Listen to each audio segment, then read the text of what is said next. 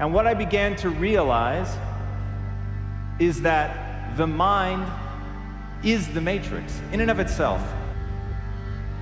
Because I can tell you right now, today, in this moment, I promise you, the matrix has you.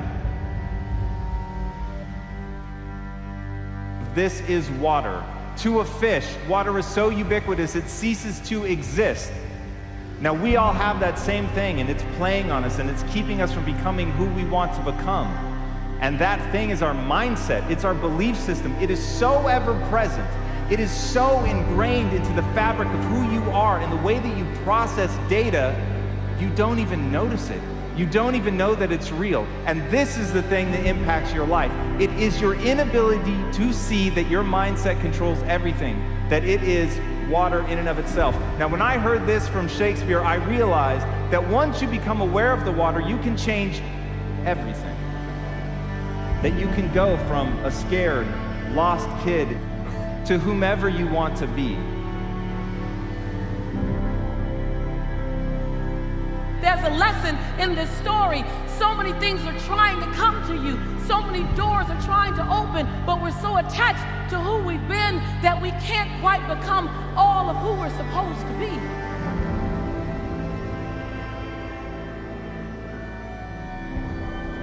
There becomes a time when you no longer fit in your own story. There's a new part 2 trying to be born for you.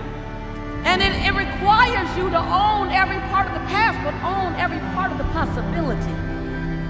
And on the other side of that, the diamonds that will drop out of your mouth, the diamonds that will come birthing from your soul, the seeds that will be planted, and the harvest that will grow, you will be barely recognizable. But better than that are the people around you. Because when you change, you as just one person. But when you become a force to be reckoned with, then your voice permeates.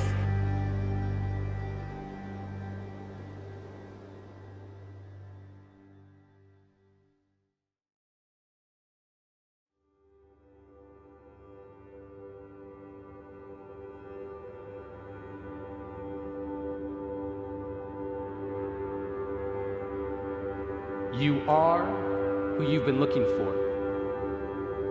So stop looking for more unless you're looking in a mirror, because it's about time for you to see clearly that you are who you've been looking for. And that empty feeling you got, that hole in your chest, you only got that feeling because you think you're not blessed with everything you need.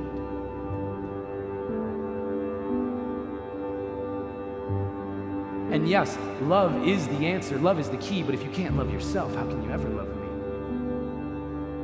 And loving yourself, what does that even mean? Like massages and selfies and that sort of thing? Because the more I think about it, the more it feels weird. I've always been taught that self-love was something to be feared. I've been taught that arrogance is bad and vanity, it's not good. What should I do? How should I act? I'm supposed to love myself, but how do I even do that? How many of you, within the course of your lifetime, have the capacity to be peaceful? The capacity to be peaceful. If you have the capacity to be peaceful, then you are already moving in the right direction. Because we as human beings, naturally and innately, have the capacity to be peaceful. Because when we are at peace with ourselves, we are experiencing our enlightened consciousness, yes?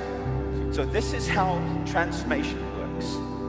We have to let go of all the golden carrots that have been dangled in front of us, of success, of accumulation, of being more, because more isn't necessarily more. Do you understand that?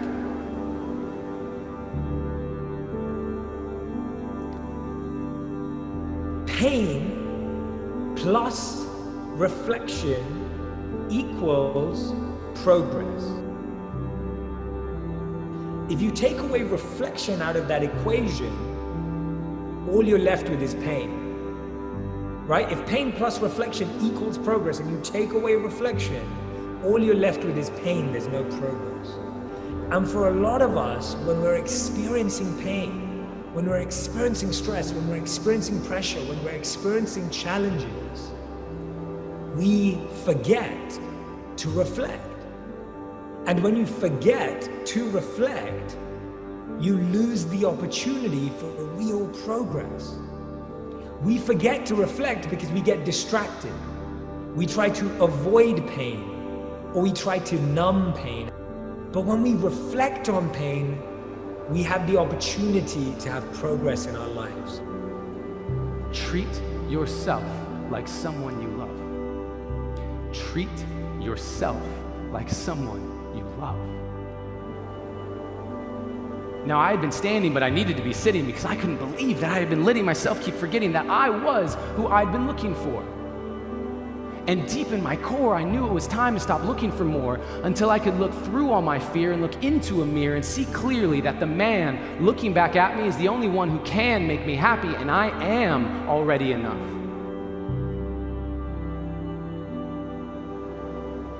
What's my next step? And so I'd go immediately into action. And you know, I find that when we ask the universe these questions, a lot of clarity emerges. You have to ask the question first, but if you ask life, what's my next step to get to that future, which looks impossible from this perspective, you will start to intuitively know what that next step is. So the true source of influence is your service to something higher.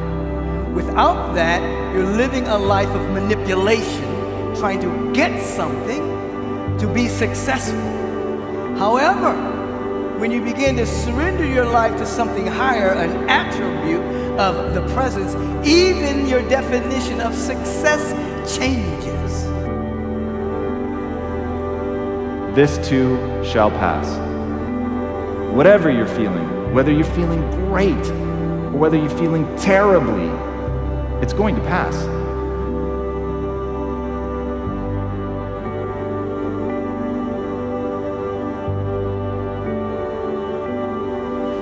So helping people understand that that will pass, that there will be something beautiful again waiting for them. We have to redefine success to be peace. Because if you are not at peace, you are not successful. Do you get that? If pain is driving your need to produce, if you are not successful, you're running away from something.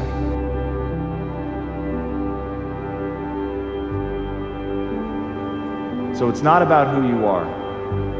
It's about who you want to become and the price you're willing to pay to get there. Become that person. Change the world. Change yourselves.